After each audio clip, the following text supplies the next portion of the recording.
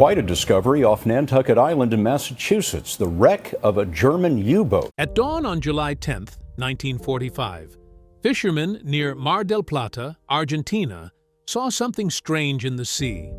A German submarine slowly moving toward the harbor, without any warning. However, World War II had officially ended on May 8, 1945. So, what was this submarine doing here? And more importantly, where had it been for the past 2 months?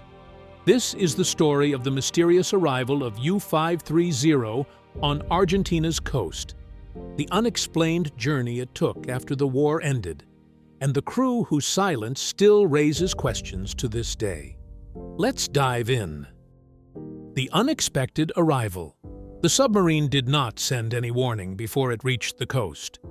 People at the naval base at Mar del Plata did not expect anything unusual that morning. The sea looked calm, and everything seemed normal at first.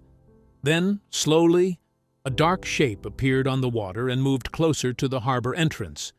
It was not a fishing boat or a cargo ship. It was clearly a German U-boat moving on the surface in full view.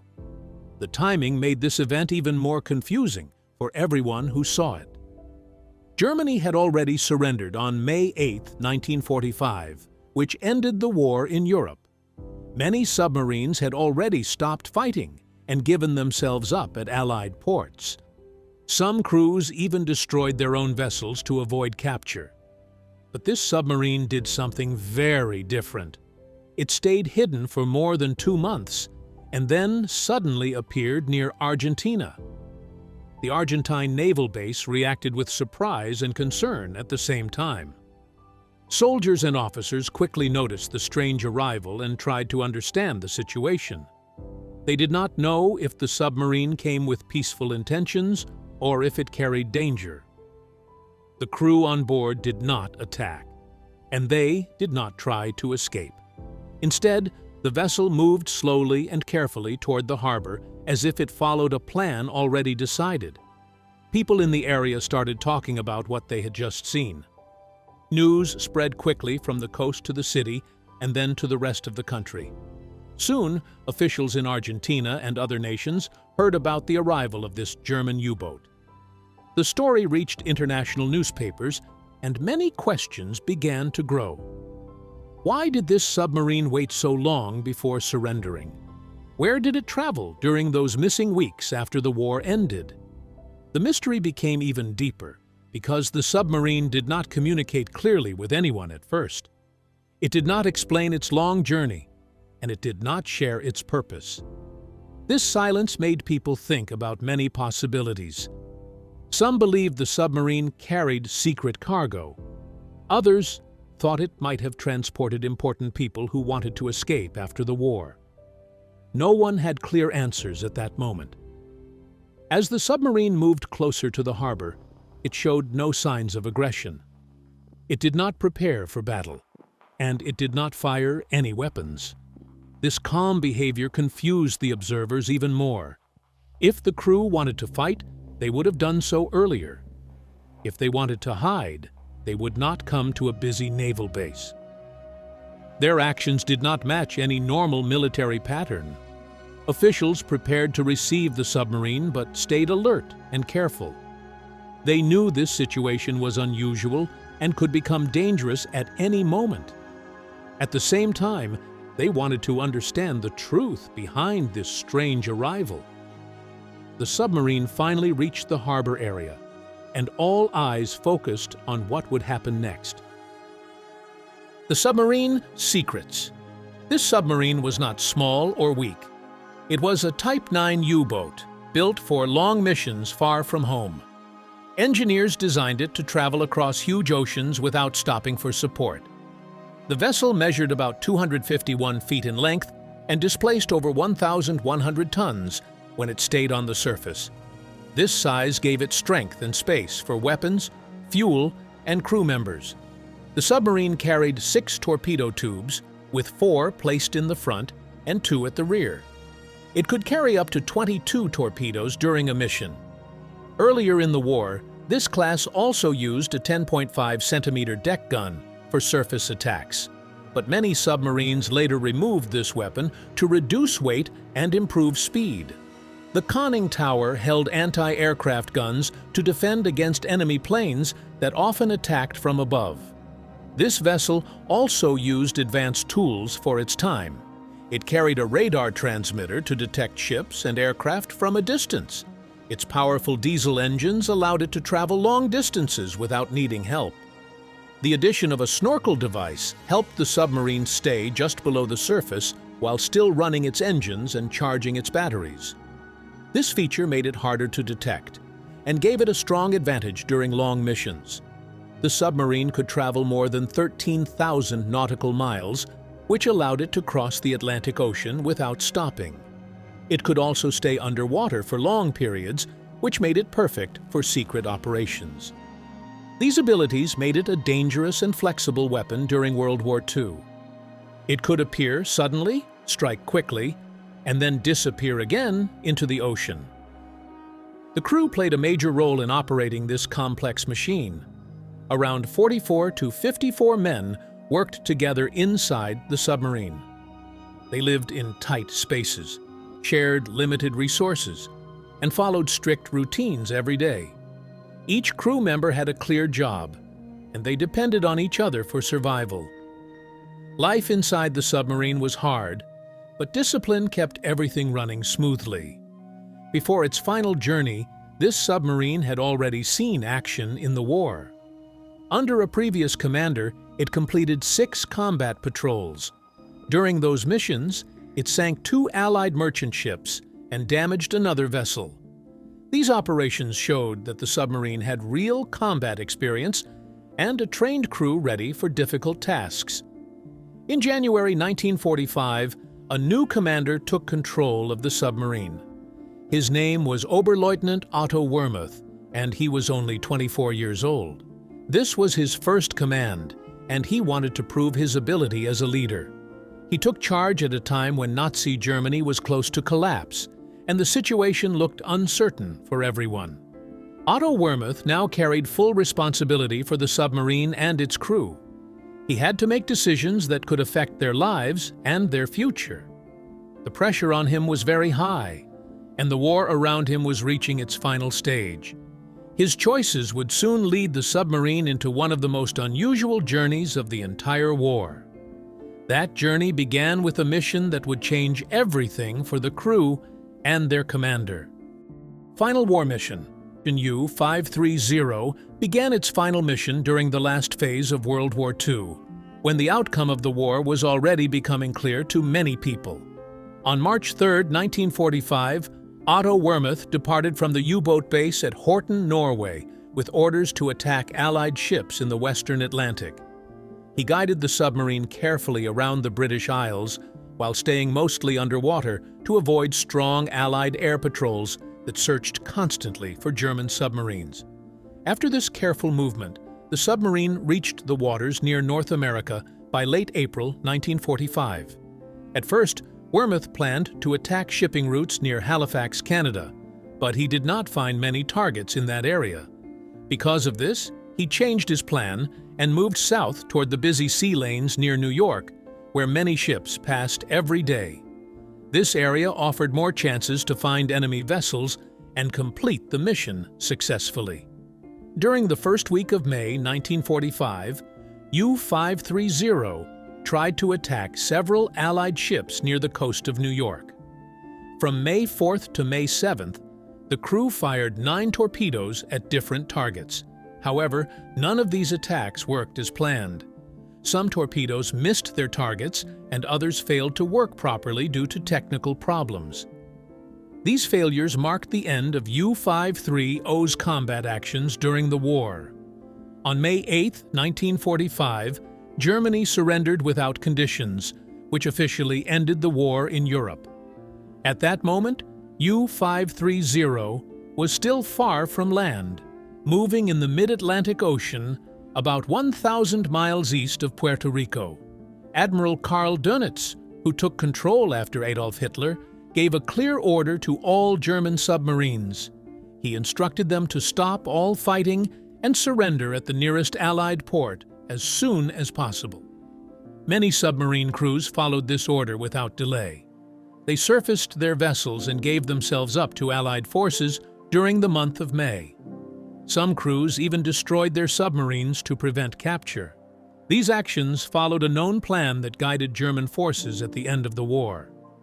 Most commanders accepted that the war was over and chose to follow the instructions given to them. However, Otto Wehrmath made a very different choice at this critical moment. He did not trust the surrender message that he received. He believed that the message might be a trick from the Allies to capture his submarine. Because of this doubt, he decided not to surrender at any nearby port. Instead, he made a bold and risky decision that changed the course of his journey completely. Wehrmath believed that he and his crew might face better treatment in a distant country far from the main war zones. He chose Argentina as his destination, even though he did not know that Argentina had already declared war on Germany a few weeks earlier. This decision placed the submarine on a new path, far away from the normal actions taken by other German forces. He ordered his crew to stop all attacks and prepare for a long and secret journey across the ocean. The mission had now changed completely from combat to survival. Every step from this point would require careful planning and strict discipline to avoid detection by Allied forces. This unexpected decision pushed the submarine into a hidden journey that would remain unseen for many weeks. The silent escape. The submarine disappeared from all known routes after Otto Wehrmath made his risky decision. He did not move toward any Allied port, and he did not follow the expected path of surrender. Instead, he guided U-530 into a silent journey across the open ocean. He wanted to stay hidden and avoid every possible contact with enemy forces during this long escape. He ordered the crew to remain careful at all times. During the day, the submarine stayed just below the surface. It used its snorkel to run the diesel engines and recharge the batteries while remaining hidden from view. At night, the submarine slowly came up to the surface to move faster through the water. This pattern continued every day and night without any break. The crew followed strict rules to avoid detection. They did not use their radio for normal communication. They only sent simple weather reports when needed. They avoided all unnecessary signals that could reveal their position to Allied ships or aircraft. Every man on board understood the danger of being discovered during this journey. Wehrmath chose a careful route that avoided busy areas. He guided the submarine east of Bermuda and then moved toward the South Atlantic Ocean. In mid-June 1945, the submarine crossed the equator while staying hidden under the cover of darkness. This long route helped them avoid detection, but it also increased the time they spent at sea. During this journey, Wehrmath made another important decision. He started removing anything that could create problems later. He ordered the crew to throw their remaining torpedoes into the sea, except for one that had already been damaged by an explosion. They also threw away the broken parts of that torpedo, including the warhead and gyroscope. The crew also destroyed important documents. They threw all coded signal books and the ship's logbook into the ocean. These items contained valuable information that Allied forces could use. By removing them, Wehrmath made sure that no one could learn the full details of their journey. They also threw away anti-aircraft ammunition and radar equipment to reduce weight and remove evidence. This process changed the submarine completely. U-530 slowly lost its weapons and secret records as it moved forward. It no longer looked like a combat vessel ready for battle. Instead, it became a quiet machine, focused only on reaching its destination. This transformation showed how serious Wehrmath was about his plan. As the days passed, the crew faced new challenges. Their food and supplies started to run low. They had spent many weeks at sea without stopping anywhere. By late June 1945, the submarine had entered the South Atlantic Ocean, and the crew continued their journey while staying alert and careful. After more than 70 days at sea, since the surrender of Germany, the submarine finally moved closer to the coast of South America.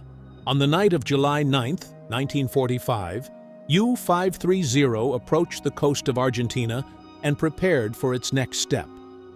What happened next would turn this quiet escape into a moment of deep suspicion and intense questioning. The mysterious surrender. Just before sunrise, on July 10, 1945, U-530 moved toward the harbor at Mar del Plata with a clear signal of peace. The crew raised a large white flag and turned on their navigation lights so everyone could see them clearly. The submarine did not hide anymore, and it entered the port slowly and carefully. This sudden action surprised the Argentine defenders, who did not expect a German submarine to appear in this way. One report said the submarine passed a guard, who was not even looking toward the sea at that moment. This detail showed how unexpected the arrival was for everyone at the base. Once inside the harbor, Otto Wermuth used a signal lamp to send a clear message. He flashed the words, "German submarine," to show his intention to surrender peacefully. Argentine naval officers quickly reacted and surrounded the submarine. They secured the area and prepared to take control of the vessel. On the morning of July 10, 1945, U-530 officially surrendered to the Argentine Navy. The long journey of the submarine had finally come to an end after many weeks at sea. All 54 crew members came ashore soon after the surrender. The authorities gave them food and basic care, but they also placed them under strict guard. The submarine that once traveled across the Atlantic now stood quietly at the naval base, no longer a threat, but still full of questions. Officials immediately began asking questions about the journey. They wanted to know where the submarine had been and why it had taken so long to arrive. Otto Wermuth gave only simple and unclear answers. He admitted that he had been in the North Atlantic on May 8, 1945, and that he chose to sail to Argentina to surrender. However, his explanation did not satisfy the investigators. The trip should have taken only a few weeks, but the submarine arrived more than 2 months later. This long delay created strong suspicion among the authorities. The situation became even more confusing when they examined the submarine closely. They found no logbook on board, and they saw that the submarine carried no torpedoes or deck gun. The crew also had no personal identification papers with them. These missing items raised serious concerns because they removed all clear records of the journey. Wermuth claimed that he had thrown these items into the sea, but his answers did not remove the doubts. The investigation continued with more careful questioning. At first, Wermuth said that the engines had problems, but later he admitted that he had damaged them on purpose. He poured acid into the diesel motors to make sure no one could use the submarine again. This action made the situation even more suspicious for the investigators. The mystery grew stronger as more details came to light, and soon people started to imagine stories far beyond the known facts. Rumors and legacy. People did not accept the simple story given by the crew of U-530. Many believed that something hidden took place during those missing weeks at sea. In July 1945, newspapers and officials started sharing different ideas about what really happened.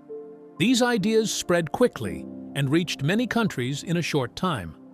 One strong rumor claimed that U-530 helped Adolf Hitler escape from Germany.